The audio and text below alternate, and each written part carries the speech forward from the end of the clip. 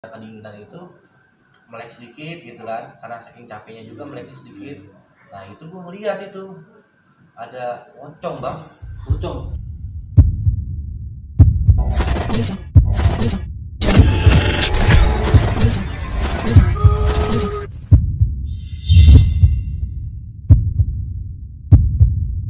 Assalamualaikum warahmatullahi wabarakatuh. Kembali lagi bersama kita di Warung Rumpi dengan gua Destra Mahara Dan gue Hendra Wijaya akan mengungkap atau mengupas pengalaman-pengalaman menarik tentang kita. Betul. Nah tentunya di video kali ini gue akan mengupas pengalaman Bang Destra Ya, soal pendakian Gunung Semeru. Mau tahu video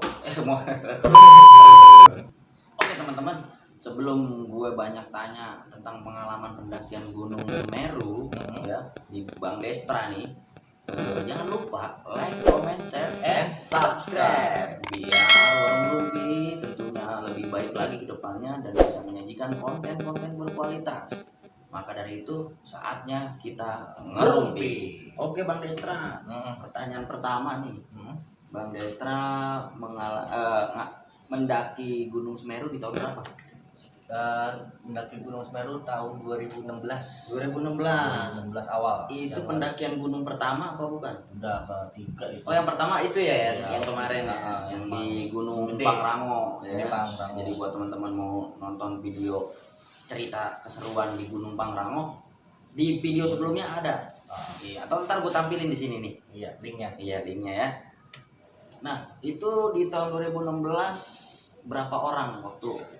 Oke, gue pertama sih janjiannya itu kan 3 orang, tapi kan karena kita punya teman juga yang suka naik gunung, akhirnya 8 orang yang berangkat dari Jakarta Malang. Jakarta Malang. Iya kan, Jakarta Malang itu kita naik kereta Batam Remaja. Mata Remaja. Itu masih sekitar 100 ribuan. Masih murah ya? Masih murah itu. Berarti ketemu ibu-ibu yang jualan nasi-nasi gitu ya, pengamen. Iya. Karena masih ekonomi kan? Masih, tapi ekonomi itu enggak.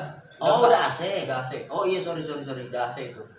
Cuman Udah sih. Cuman Mata Remaja itu kelas ekonomi. Kelas ekonomi. Naiknya dari Senen. Oh, dari Senen ya, benar-benar. Dari stasiun Senen. Jadi 28 orang, di kereta ketemu lagi 2 orang nih ngobrol. Jadi kan kereta kan hadap-hadapan ya. Iya. Nah, yang naik kereta tuh banyak banget yang bawa keril. Jadi tujuannya kalau nggak ke Bromo ya ke ini Semeru. Akhirnya jadi gua ngobrol-ngobrol, dia cuma 2 orang, daripada nanti naik jeepnya dia mahal. 2 orang, soalnya ke Semeru itu harus naik jeep. iya. Naik jeepnya itu kan semakin banyak orang itu semakin murah. Kalau cuma 2 orang itu di harga 1 juta sekian nih kalau nggak salah. Nah, kalau nggak lupa ya. Nggak tahu kalau tahun sekarang 2021 mungkin lebih mahal Udah ya. naik ya. Naik. Tahu kalau waktu itu 2016 sekitar 1 juta sekian gitu. Kalau yang sedikit Ya sedikit banyak tetap tarifnya. Ya maksudnya mau 2 orang, 3 orang tetap itu tarifnya. Makanya kalau 2 orang kan gope-gope. Iya. Tapi kalau 10 orang capek-capek. Oh iya benar. Jadi maksudnya murah tuh itu ya. Iya, maksudnya kalau harga mah tetap ya. Harga mah tetap. Oke. Jadi kita sampai stasiun Malang tunggu jeep. Nah, di jeepnya itu juga ada tempat singgah lah, tempat base camp. Buat ngerapin perlengkapan kita untuk naik. Terus? Nah, dari tempat itu pasar apa sih dulu, lupa saya namanya tempat. Kalau yang tahu tolong komen ya. Iya Pak, ada pasar. Saya lupa soalnya udah 2016. Berarti ada pasar. Ada pasar. Oke. Itu kita beli perlengkapannya dulu, konsumsi sayur-sayur gitu. Nah, habis itu kita naik jeep, naik ke dulu namanya Lumajang ya. Lumajang. Lumajang. Kita naik itu sekitar 2 jam. 2 jam. Jalannya emang ini. Jadi kalau Bromo itu dia ke kiri, kalau Semeru tetap lurus dia. Oh, gitu. Arahnya. Iya. Nah, itu kita nyampe ke base camp pertama, tempat pendaftaran lah kita. Tempat pendaftaran, ditanya yang tanggung jawab siapa, dan yang Semeru itu syaratnya 1, udah pernah naik gunung. Jangan gunung pertama, jangan pilih Semeru. Soalnya kan Semeru itu gunung tertinggi di Jawa. Iya. Di Pulau Jawa itu dia tertinggi. Semeru itu. Makanya harus sudah naik gunung minimal satu kali gitu. Jangan langsung belum naik gunung langsung Semeru, nggak boleh. Gitu. Dan di antara teman kita harus sudah ada yang pernah ke Semeru untuk pengalamannya. Oh, jadi paham medan. Paham medan. Oke. Jadi dari situ dilanjut cerita, dari situ jam 6 sore maghrib lah, habis maghrib kita jalan. Kita kan sebelum ngecamp di Ranukumbolo lewat pos 1, pos 2, pos 3. Nah itu dari jam 6 kita mungkin agak lama ya, dari jam 6 sore sampai Ranukumbolo tuh jam 2 jam 3 pagi. Dari jam 6 sampai jam 2 jam 3 pagi. Perjalanan jauh juga itu. Lumayan ya, mungkin kita juga banyak istirahatnya ya, soalnya kan ada 2 cewek. Oh, ada. Berarti total rombongan berapa? 10, 2 cewek. Nah, yang ketemu di kereta itu berapa tadi? 2, tapi cowok semua. 2 bergabung lah gitu. Jadi akhirnya kenal di situ. Nah, terus gimana tuh kelanjutannya? Nah, kelanjutannya kita ngecamp di Ranukumbolo itu, wah, kalau yang teman-teman yang nonton udah pernah ke Ranukumbolo itu indah banget, bener yang di film 5 cm. Oh, 5 cm. Oh, iya bener. Tapi jangan diikutin filmnya ya, soalnya nggak boleh berenang. Itu air cuma buat minum dan masak. Oh iya, di filmnya kok itu berenang ya? Berenang. Itu nggak boleh sebetulnya. Oh. Itu nggak boleh. Larangannya ada. Jangan buat berenang. Memang soalnya khusus buat minum atau masak. Atau mungkin air kita ambil buat cuci tangan, iya, buka, untuk mandi, membersihkan. Terus gimana tuh Bang Detra? Nah, kita akhirnya buka tenda di situ di Ranukumbolo. Nah, di Ranukumbolo itu juga udah dingin banget sih. Walaupun itu intinya bukan puncak. Bukan. Itu cuma danau besar gitu loh. Itu udah dingin banget. Itu dingin banget. Itu udah dingin banget. Jadi kita istirahat di situ, ngecamp di situ. Merencanakan besoknya Dakar. Ngecamp di situ, kita bangun pagi jam 7 jam 8, berangkat jam 12 siang. Jam 12 siang. Terus kita menuju ke Kalimati. Nah, sebelum ke Kalimati itu ada tanjakan cinta. Mitosnya nih ya. Mitosnya kalau kita nanjak ke tanjakan cinta tanpa nengok ke belakang, itu cinta yang kita harapin bakal terwujud. Oh, berarti kayak di film 5 cm ya, dong. Iya, Nggak boleh nengok. Ya, nggak boleh nengok. Tapi sih kayaknya bukan mitos. Kenapa? Soalnya waktu itu gue ngarapinnya Raisa. Itu ketinggian ya. Ketinggian. Oke, jadi habis itu kita dari tanjakan cinta kita mau menuju ke Kalimati. Itu dari jam 12 sampai jam 7 malam. Itu perjalanan memang panjang-panjang sih. Gokil itu ya. Iya. Habis itu kita sampai di Kalimati, kita buka tenda, kita istirahat, makan. Kita harus tidur tuh jam 9, jam 10 lah, paling mentok jam setengah 10. Itu karena kenapa? Kita harus ngedaki itu kan jam 12 paling mentok. Jam 12 apa tuh? Malam. Soalnya dari situ baru yang diuji banget. Makanya kita habis makan langsung berdoa, tidur. Mudah-mudahan semuanya besok sehat gitu loh, nggak ada yang ini. Kita bangun sekitar jam 11, itu tidur sekitar jam 2 jam 3 jam tuh tidur. Nah, habis bangun jam 11 kita siap-siap. Nah, kalau yang udah pernah ke Semeru itu kita tinggal tendanya kita tinggal di situ, cuma kita ke atas cuma bawa minumannya aja. Minuman sama makanan lah. Oh iya. Merokok lah biasa gitu. Benar-benar. Itu soalnya nggak mungkin kita bawa carrier. Gitu. Nah, dari Kalimati ke puncaknya itu kita berangkat waktu itu stay jam 12 udah berangkat tuh.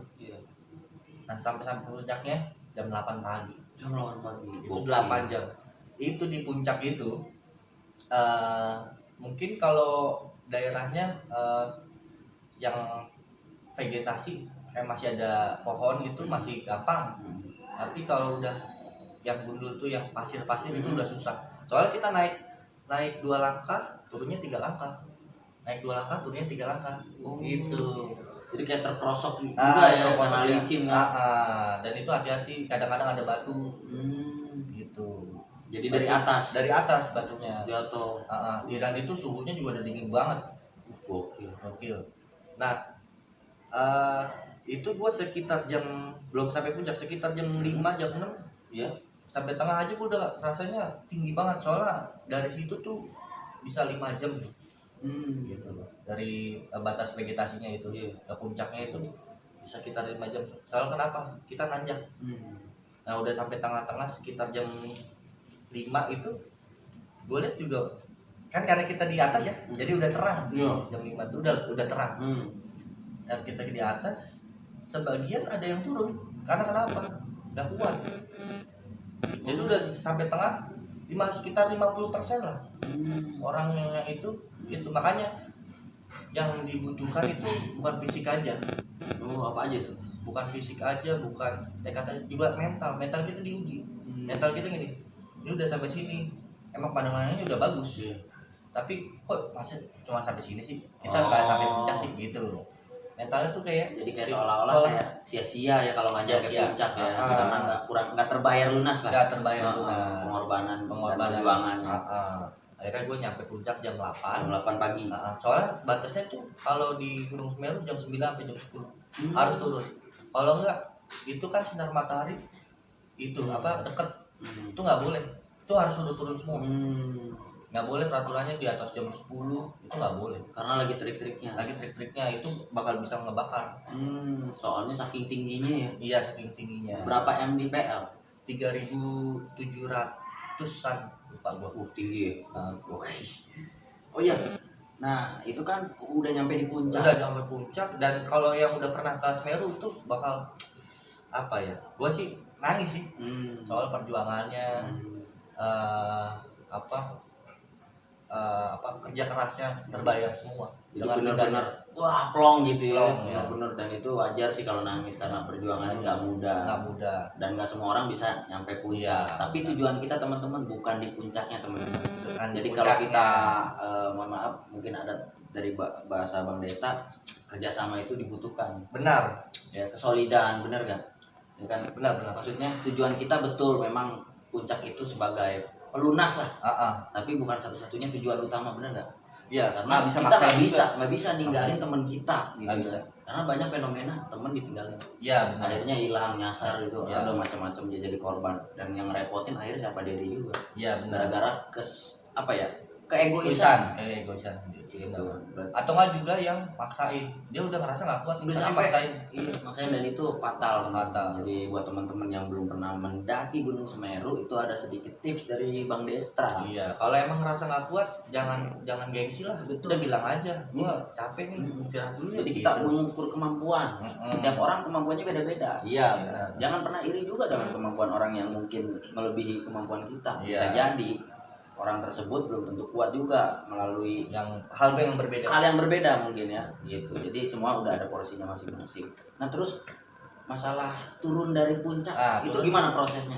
Kalau turun cepat bang, turun cuma sejam 2 jam gua dari puncak ke Kalimati.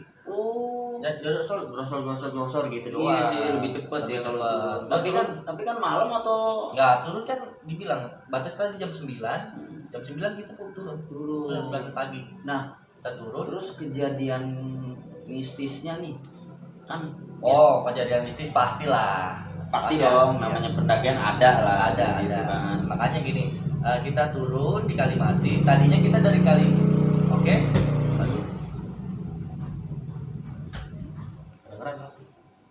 makanya turun dari Kalimati. Ya, kita turun dari Kalimati. Kita ngapak-ngapak itu turun dari sekitar jam 12 siang. Iya, jam 12 siang. Kita mau langsung ke base camp. Nggak ngecamp dulu di Gunung Pembulo. Soalnya kita juga ngejar kereta. Kita dulu kemarin tuh maksudnya TP pulang pergi keretanya. Menyesuaikan.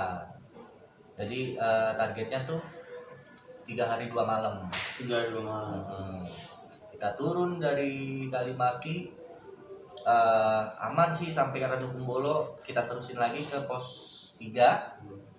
Nah sampainya pos 2 bener-bener kita udah gak kuat, soalnya kita nge-break aja langsung tidur. Nge-break maksudnya duduk terus langsung tiduran gitu. Itu udah saking capeknya. Makanya akhirnya kita putusin untuk break atau istirahat di pos 2 itu. Nah di pos 2 itu sekitar jam 2 malam, jam 2 jam 3 malam. Mau turun lanjut ke bawah udah pada capek, udah nggak kuat. Ya udah akhirnya kita ini nge-break di itu. Nah di situ tuh baru ada kejadian mistis. Mungkin temen gua ada yang ngerasain tapi diem. Emang gua juga ngerasain tapi diem aja. Iya, soalnya supaya tidak membuat panik semuanya. Karena takut nanti. Nah di situ kita dempet-dempetan karena dingin ya. Kita sih nggak buka gitu, soalnya di pos 2 itu ada kayak pos kamling gitu loh bang. Nah gitu kita tidur di situ. Nah mulai dempet-dempetan tidur. Kalau yang gua rasain samping gua tuh pas gua melek lagi kan tidur kita kan masih nggak pules ya karena dinginnya itu. Kita nggak pules karena kedinginan itu, melek sedikit gitu kan karena saking capeknya juga melek sedikit. Nah itu gua melihat itu ada pocong bang. Pocong? Iya pocong. Itu jam berapa tuh? Itu sekitar gua itu sekitar jam 3 pagi. Gokil ya. Itu ada pocong ya, karena gua nggak mau buat panik temen gua. Lu diem aja. Gua diem aja, terus gua meremin aja. Gua nggak mau yang gitu, nggak mau gua, soalnya nanti dengan kondisi lagi pada capek kan. Dan akhirnya gua ngeliat lagi hilang. Gua tidurin lagi tuh. Akhirnya gua nggak bisa tidur karena kedinginan banget kan. Gua ngeliat lagi ada lagi tapi tempatnya beda. Jadi gua ngeliat sini pocong di sini. Terus gua sambil ini nih berdoa. Nah tetap nggak bisa tidur loh, kedinginan. Ambil selimut kan gini aduh ada lagi tapi pindah tempat gitu loh, putih-putih. Nah akhirnya kita bangun jam 5 udah terang lah, udah terang sampai bawah. Baru teman-teman gue cerita, gue juga tapi iya jadi saling diem ya, gue juga tapi gue diem aja. Gue juga bener di situ di pos 2 gue merinding banget. Ya gimana sih, tapi gue juga nggak mau, dulu kan posisinya lagi pada tidur istirahat ya, gue nggak mau bikin panik. Sama dong. Baru yang dibawa baru kita lepasin semua gitu. Kalau kita lepasin di situ makan malah jadi ini masalah gitu loh. Gokil ya. Itu cerita-cerita mistis dari. Jadi ternyata yang ngalamin keganjilan tuh bukan Bang Destra sendiri. Iya, temen juga. Cuman karena saling gue takut bikin panik ya. Kalau gue misalnya gue panik, akhirnya teman-teman lain tahu, akhirnya panik semua, jadi masalah gitu. Ya udahlah, di bawah jadi ngungkapin semua. Emang dia ngeliat putih-putih. Ya mungkin sobat ngerumpi juga pernah ngalamin hal seperti itu, mungkin beda tempat atau apa, lagi bareng sama teman. Sebenarnya teman-teman juga ngerasain apa yang dirasain teman-teman juga gitu kan. Ya cuman saling diam aja biar nggak jadi panik. Ibarat kata muat-muatin rasa takut. Iya, udah muat-muatin rasa takut aja lah. Kalau misalnya kan kalau di gunung emang nggak boleh asal ngomong gitu loh. Benar. Makanya kita ungkapin pas di bawah. Malah pas itu nggak sih, kita nggak ungkap. Jadi waktu pendakian nggak ada. Aman-aman aja. Aman-aman aja alhamdulillah. Tapi pas turunnya itu di pos 2 itu. Nah, selain penampakan itu ada lagi nggak?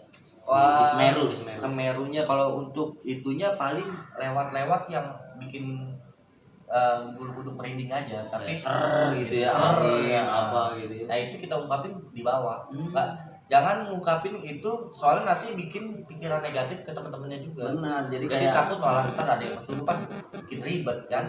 Gitu. Makanya kita kalau di gunung rasain ada sesuatu, ya biasa aja. Itu nggak usah panik gitu loh. Jadi ceritanya itu pas udah di bawah ya. Ceritanya di bawah, lu bisa atau perjalanan pulang di kereta ya, biasanya kayak gitu. Bisa. Ya, karena buat teman-teman obrolan gitu, buat teman cemilan ya. Iya. Obrolan itu kan jadi enak tuh. Iya. Pas di perjalanan pulang. Makanya itulah cerita-cerita seru dari Gunung Semeru.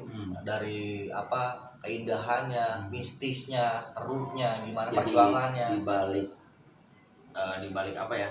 Di balik keindahan ya, untuk saudara-saudara kita yang ada di Lumajang saat ini sedang ditimpa musibah, dan kita berharap yang terbaik mereka diberi kekuatan dan ketabahan untuk korban-korban dan keluarganya agar segera selesai lah masalahnya. betul bisa melewati lah, bisa kuat gitu. Jadi mohon doanya juga buat dari teman-teman sobat ngerumpi. Mungkin itu aja dari kita.